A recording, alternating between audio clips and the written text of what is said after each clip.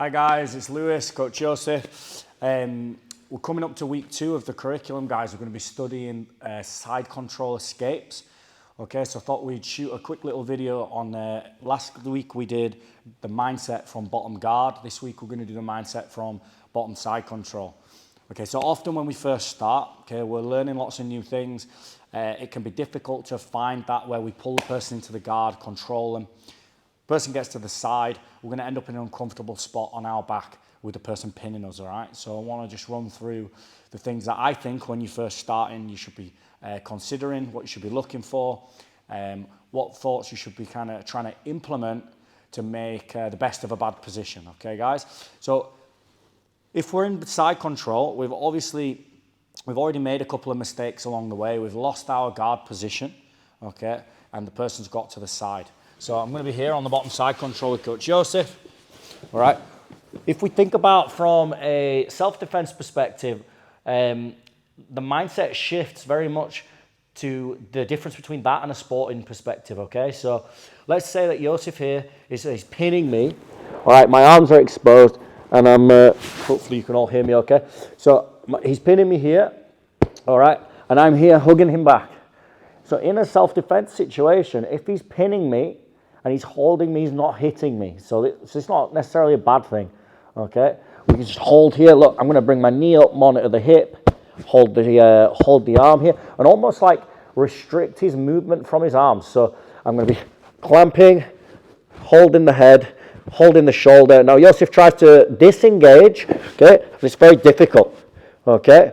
And then when he starts to really kind of put the effort into disengage, look, I can push, start to work back through, lock my closed guard, and then as we said in the previous video, self-defense, all about controlling the posture, holding the person here, not allowing them to create distance and be able to strike us. Okay, so if we're thinking initially from a self-preservation, somebody's taking us down in an altercation, we end up in side control, bottom side control, we want to control the person, control that distance so they can't disengage and hit us, and then we're going to act in that moment when they're trying to break free to get back to a closed guard. Okay, in a sporting sense, okay guys, it may not be of interest to some of you, but we're going to show these techniques anyway. We have to be a bit more proactive. If the person has got past our guard, they've scored on us already, as in they've got past the legs, okay, and we need to be proactive in kind of regaining an advantageous position.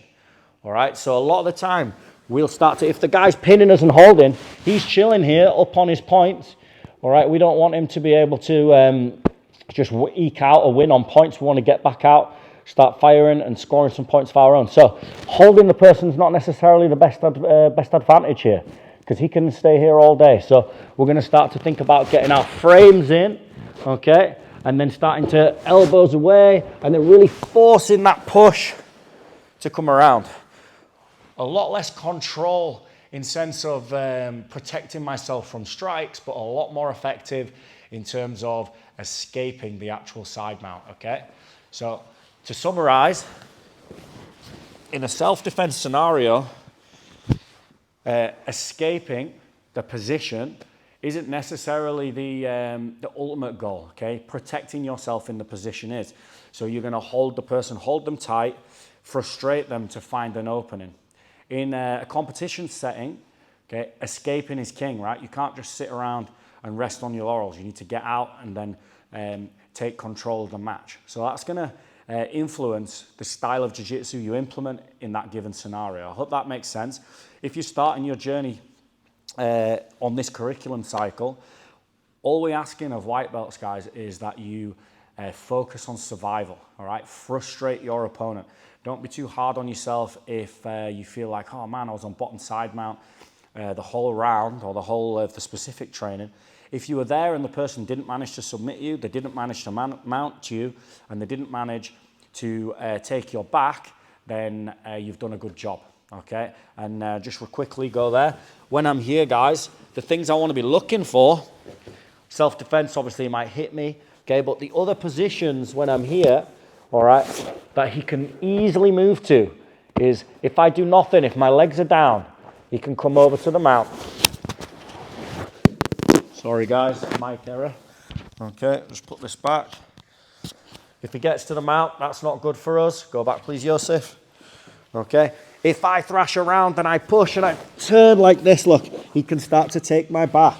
Yeah, again, not good for us. So we want to remain calm, either building our frames or controlling our partner and then monitoring their reactions, okay? And then acting in the moment, so foot on the hip. Now when he tries to go to mount, it's much harder and I can start to break free. Okay, guys, it's gonna be a miserable spot. There's no sugarcoating it, but stay calm. Either keep your frames in or keep control of your partner, and we'll obviously show you some techniques later in the week on how to defend from that position. Hope you found this helpful, guys. Check out the technique videos that go with this mindset video, and we'll see you on the mats.